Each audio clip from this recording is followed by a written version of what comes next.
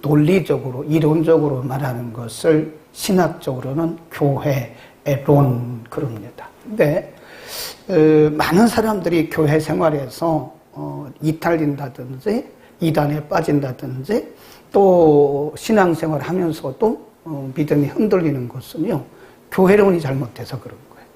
물론 구원론도 그렇지만 교회가 무엇인가에 대한 분명한 그 정의, 그리고 교회가 무엇인가에 대한 분명한 확신이 없으면 교회 생활이 굉장히 흔들립니다. 그러니까 예를 들어서 내가 집사인데 집사가 뭔지 모르면 집사의 사역을 못하잖아요. 그렇죠?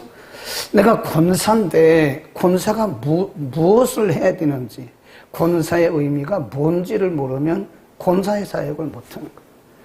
내가 목사인데 목사가 뭐며 목사의 사역이 뭔지를 모르면 목회 못하는 거예요. 마찬가지로 우리가 교회 생활을 평생 해야 되잖아요. 그렇죠? 예수 믿는 순간부터 우리가 천국 가는 순간까지 교회 안에서 살아야 되는데 교회가 뭔지를 모르는 교회론에 대해서 무지하면 많은 사람들이 이단에 빠진다든지 또 신앙생활이 혼란스럽습니다. 그래서 지금 우리나라의 교회에 정착하지 못하고 떠도는 우리가 흔히 말하는 가난 피플 크리스찬이 코로나 전에 100만 명이었는데 200만 명이에요. 이단이 200만 명. 그리고 정상적으로 신앙생활 한 사람이 600만 명. 600만 명 안 됩니다. 코로나 이후에 굉장히 많이 수가 줄어가지고요. 지금 전체 한국교회가 800만이 안 돼요. 굉장히 많이 떠났어요. 그러니까 800만으로 본다고 한다면 좋아요. 그럼 900만으로 봅시다. 900만으로 본다 그러면 200만 명은 이단에 빠져가지고 헤매고 있고 200만 명은 교회를 떠나서 지금 겉돌고 있는 가나안 피플 크리스찬, 가나안 성도라는 거예요. 그럼 실제로 우리가 신앙생활을 하는 사람들이 500만 명, 많아야 500만 명이라 해요. 그러면 왜 이렇게 많은 크리스찬들이 이렇게 떠돌고 있는가? 그리고 많은 크리스찬들이 이단에 빠지는가? 물론 거기에는 여러 가지 요인이 있겠죠. 근데 그 중에 하나가 뭐냐면 교회론이라는 거죠. 교회론. 목회자들도 목회를 할 때 목회가 잘못되는 것은요, 교회론이 제대로 안 됐기 때문에 그래요. 그래서 신학교에서 교회론에 대해서 분명히 배워야 돼요. 교회가 뭔지 모르니까 교회를 막 비난하고 교회를 비판하고 교회 생활을 내 마음대로 하는 거예요. 네. 그러니까 교회가 뭔지를 모르는 거죠, 잘. 우리가 성경에 보면 교회를 뭐 여러 가지 상징 그리고 비유 참 많아요. 구약부터 신약까지 보면 교회가 문화에 대해서 여러 가지 그 상징과 비유도 있는데 하나 딱 그 신학적인 정의를 하면 죄로부터 불러냄을 받은 자, 죄되는 세상으로부터 불러냄을 받은 자, 예수 그리스도의 이름으로 구원받은 자, 그들의 모임이 교회예요. 그러니까 우리 한 사람도 교회고 모여도 교회예요. 교회는 여러 가지를 우리가 이제 뭐 유형교회, 무형교회, 유형교회로 따지는데 이렇게 보이는 것을 유형교회라고 그러고 우리 한 사람 한 사람을 무형교회. 우리 한 사람이 교회예요. 로마서에도 그렇다. 그러면 우리가 잘 알고 경험하고 있지만 우리의 육신이 병들면 우리가 역할 못하죠. 그렇죠. 우리의 육신이 건강해야 우리가 옛날보다 체력은 국력 그러잖아요. 육신이 건강해야 사역도 하는 것이고 육신이 건강해야 뭣도 하고 하는 거지 우리가 육신이 병들면 사실 많은 일들을 할 수가 없어요. 그러니까 교회가 그리스도의 몸이라고 한다면 교회가 이 땅에 하나님의 나라를 확장하고 또 많은 영혼들을 구원하는 구원의 방주 역할을 감당하려면 교회의 가장 중요한 조건 중에 존재 조건 중에 하나가 뭐냐? 건강입니다. 교회가 건강해야 돼요. 건강하지 못한 교회는 하나님의 나라 확장을 할 수가 없어요. 그리고 복음 전도를 할 수가 없어요. 그러니까 가장 중요한 것이 성도들이 많이 모이든 적게 모이든 건강한 교회는요 어떤 일도 해낼 수 있어요. 네. 저 방배동에 가면요, 교인이 50명 모입니다. 우리보다 절반밖에 안 모여요. 그런데도 선교사를 굉장히 많이 파송했어요. 그러니까 선교사를 파송하는 것은요, 수가 많다고 하는 거 아닙니다. 1000명이 모이는데도 선교사 파송 1명도 못한 교회가 있다니까요. 그러니까 수가 문제가 아니에요. 건강하면 뭐든지 합니다. 건강하면 선교사도 파송하고, 건강하면 뭐든지 교회가 해낼 수가 있는데, 교회가 병들면 아무것도 할 수 없어요. 그래서 사단이 교회를 공격합니다. 뭐 하려고? 병들게. 우리도 마찬가지예요. 우리 개인도 사탄이 영적으로, 육적으로, 혼적으로 병들게 공격하는 거예요. 우리가 육신으로 병들어 봐요. 공격한다는 거예요. 교회가 건강하지 못하면 아무 일을 할 수가 없어요. 아무 일을 할 수가 없어요. 교회가 건강해야 됩니다.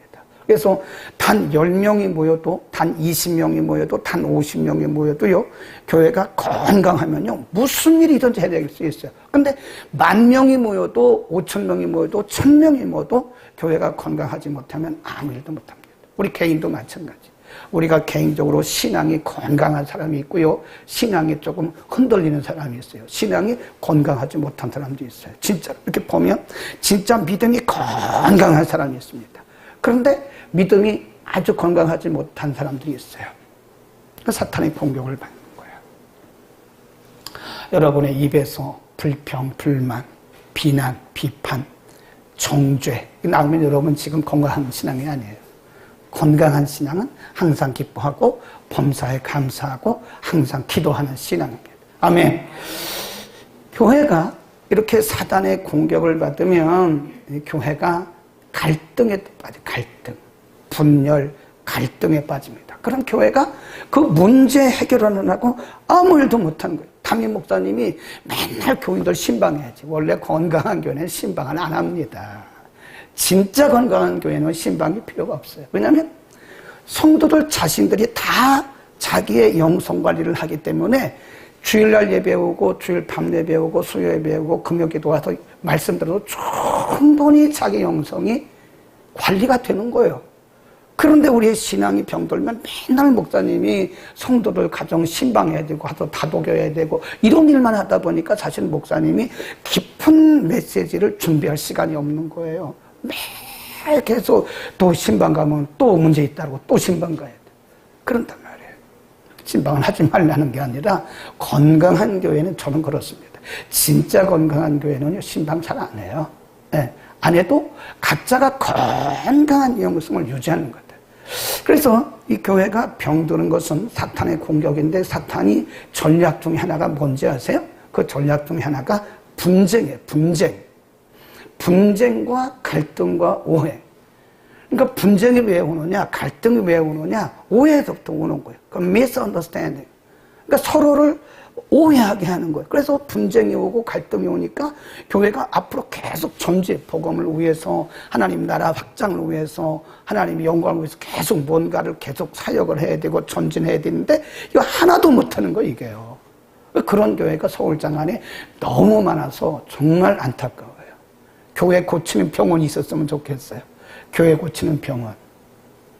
그 정도로 한국교회가 지금 많은 교회들이 갈등과 분쟁과 오해에 휩싸여가지고 선교해야 되고 복음 전해야 되고 하나님 나라 확장해야 되는데 그걸 못한, 손을 다 놔버린 상태인 교회들이 많다. 그 중에 하나가 어디냐? 고린도 교회입니다. 고린도 교회. 일면 심각한 교회예요. 고린도 교회가. 은사는 많았지만 굉장히 성숙하지 못한 교회입니다. 네. 고린도전서 1장 11부터 15절까지 시작. 내 형제들아, 클로에의 지편으로서 너희에게 대한 말이 내게 들리니 곧 너희 가운데 분쟁이 있다는 것이라. 이는 다름이 아니라 너희가 각각 이르되 나는 바울에게, 나는 아볼로에게, 나는 게바에게, 나는 그리스도에게 속한 자라 하는 것이니 그리스도께서 어찌 나뉘었느냐? 바울이 너희를 위하여 십자가에 못 박혔으며 바울이 이름으로 너희가 세례를 받았느냐? 거기까지 3장으로 갑니다. 3장 1절. 또 여기서 사도 바울이 탄식을 하고 있어요. 탄식을. 네, 3장 1절. 시작. 형제들아, 내가 신령한 자들을 대함과 같이 너희에게 말할 수 없어서 육신에 속한 자 곧 그리스도 안에서 어린 아이들을 대함과 같이 하노라. 이게 얼마나 불행합니까? 그렇죠. 아니, 우리가 성도들을 대할 때 목회자가 성숙한 성도로 대해야지, 연세 드신 여러분을 대할 때 제가 여러분을 애들처럼 취급해도 되겠습니까? 아, 이분들은 깨닫지도 못하고 목사의 설교도 못 알아들어서 유치부에게 설교하듯이 하면 여러분이 되겠습니까? 에? 그럼 얼마나 불행한 신앙생활이에요. 그러니까 사도 바울이 고린도 교회 성도들에게 서신을 쓰면서 탄식을 하고요, 한탄을 하고 있는 거예요. 내가 여러분들에게 복음을 전했고 말씀을 가르쳤건만 여러분이 아직도 육에 속해서 어린아이 같아서 내가 여러분에게 영적인 말씀을 가르칠 수가 없어요. 그게 그 말씀 아닙니까? 또 보세요. 할 수 없어서, 너희에게 말할 수가 없어서 육신에 속한 자 곧 그리스도 안에서 어린아이들을 대함과 같이 하노라. 2절 시작. 내가 너희를 먹이고 아니하노니 이는 너희가 감당치 못하였거니며 지금도 그러하니라. 너희가 아직도 육신에 속한 자로라. 너희 가운데 시기와 분쟁이 있으니 어찌 육신에 하여. 그렇죠. 그러니까 지금 이 사람들이 뭐 랄랄랄랄라 또 별 방언을 다 한다니까요. 그런데 이 사람들을 보면 애기 같은 애들 같다. 깊은 메시지를 이해를 못하고 서로 분쟁하고 갈등하고 이런. 그러니까 사도 바울이 탄식을 하면서 내가 그리스도 안에서 여러분을 어린아이같이 대해서 밥으로는 먹일 수가 없습니다. 내가 여러분을 저주로밖에 먹을 수가 없고 아주 성숙하지 못했다는 거예요. 왜 그러죠? 그들 속에 분쟁이 있다는 분쟁. 아까 분쟁이 뭐라고 그랬어요? 나는 뭐 바울에게, 나는 그리스도에게, 나는 아볼로에게, 나는 게바에게. 이게 뭐냐면요, 교회 안에 분쟁이 있다는 것은 사람이 그리스도 중심이 아니라는 거예요. 나 중심이라는 게, 나 중심. 여러분 보세요. 우리가 그리스도의 중심이 된다면 우리는 본질이 아니면 다 그냥 양보합니다. 내 안에 그리스도가 있는데, 아니 뭐 그리스도가 아닌 곳에 본질이 아닌 걸 가지고 우리가 머리 터지게 싸울 이유가 뭐가 있어요. 근데 성숙하지 못한 교회는요, 분쟁한 그 분쟁의 내용을 보면 복음 때문에 싸우면 얼마나 좋아요. 야, 우리가 너무너무 복음을 전하고 싶은데 복음을 서로 전하려고 싸우면 얼마나 좋습니까? 근데 그런 교회는 없다고요. 본질이 아닌 비본질적인 걸 가지고 시간 낭비하고 정력 낭비하고 교회 재정 낭비하고 이렇게 서로 갈등하고 상처받는데, 그러니까 사실 옆에서 누가 박수를 쳐요? 마귀가 박수를 막 치는 거예요. 하는 거 아닙니까? 내 안에 예수가 있으면 그럴 이유가 뭐가 있습니까? 그렇죠? 그러니까 예수가 있어도 싸우는 것은 확신이 약하기 때문에 그런 거예요. 근데 사도 바울이 이렇게 답을 줍니다. 4절 시작. 어떤 이는 말하되 나는 바울에게라 하고 다른 이는 나는 아볼로에게라 하니 너희가 사람이 아니랴? 그런즉 아볼로는 무엇이며 바울은 무엇이며 저희는 주께서 각각 주신 대로 너희로 하여금 믿게 한 뭐일 뿐이에요? 사역자들일 뿐이라는 거예요. 아니, 하나님께서 각각의 사역을 주셔서 일하게 한 사역자들인데 왜 사역자를 그렇게 막 따라다니면서 나는 아볼로에게, 나는 바울에게 왜 그러냐 이거예요. 어? 그 뒤에 또 보세요. 6절 시작. 나는 심었고 아볼로는 물을 주었으되 오직 하나님은 자라나게 하신. 그런즉 심는 이나 물 주는 이는 아무것도 아니거든. 오직 자라나게 하시는 이는 누구래요? 하나님뿐. 거기다 줄거 놓으세요. 이제 우리가 교회 안에서 갈등하고 분쟁하고 잘난 척할 이유가 없어요. 목사님은 물을 주고 또 권사님들은 또 뭐 다른 거를 하고 이렇게 해서, 그러지만 결국은 자라나게 하시는 분은 하나님뿐이라는 거예요. 그 일으킨 거는 누가 일으킨 거예요? 하나님이 일으킨 거죠. 그러니까 여러분 교회에서 잘난 척하면 안 돼요. 내가 뭘 많이 했다 그런 얘기도 하면 안 돼요. 심는 자도 있고 물 주는 자도 있고 거두는 자도 있는데 실제로 자라나게 하시는 분은 하나님이고 우리는 모두 다 뭐예요? 하나님의 사역자들일 뿐이에요. 하나님의 사역자. 다르게 말하면 하나님의 심부름꾼들. 하나님의 도구요. 도구. 아멘. 그러니까 우리가 여기서 알아야 될 것은 모두를 소중하게 여겨야 됩니다. 내 사역의 최고라고 말하면 안 돼요. 어떤 분들은 뭐 자기네 교회 사역이 그럴 거 없습니다. 하나님은 보편적인 분이기 때문에 하나님은 각각 교회에게 각각 다른 은사를 주시고 각각 다른 사역을 맡기셔서 이 땅에 하나님의 나라를 맡기는. 그러니까 남의 교회를 너무 모방할 것도 없어요. 일을 하고 있는 거고 저분들은 그 교회에 맡겨진 일을 하고 있는 거죠. 그렇죠? 네. 교회 안에서도 마찬가지예요. 누구를 비난할 것도 없어요. 그분은 그분의 사역하고 있는 거예요, 지금. 하나님이 그분에게 맡겨주신 사역하고 있는 거예요. 다 하나님이 하신 거예요, 다. 다 하나님께서 하신 거고, 우리는 그분의 도구일 뿐이에요, 그러니까. 아멘. 그러니까, 목소리가 크면 안 됩니다. 내가 했다고. 뭘 내가 하기는 하나님이 하게 하신 거고, 하나님이 하신 거지. 내가 없으면 이 교회는 안 된다고. 그런 소리 하지 마세요. 큰일 납니다. 네, 그런 소리 하면 안 돼요. 하나님이 하신 거예요, 하나님. 우리는 이 고린도 교회처럼요, 여러분, 그러니까 막 은사가 있고 뭐 환상을 본다고 해서 그 성숙한 신은 아니라고 저는 그렇게 봐요. 고린도전서 12장에 가보면 거기 성령의 9가지 열매들이 나오잖아요. 은사들이, 여러 가지 은사들이 나오잖아요. 근데 앞부분에 보면 고린도 교회가 이렇게 책망을 받고 있다니까요. 내가 너희를 그리스도 안에서 성숙한 어른처럼 대할 수가 없다. 근데 우리는 그런 건 아니죠. 우리는 성숙하기도 하고 은사도 있죠. 그렇죠? 그러니까 얼마나 멋있어. 우리 너무너무 소중한 분이에요. 우리 옆에 분 인사합시다. 당신은 너무 소중한 분. 당신 그러면 안 되나? 목사님, 전도사님, 권사님 이렇게 말을 해야지. 우리는 소중한 분들이에요. 네.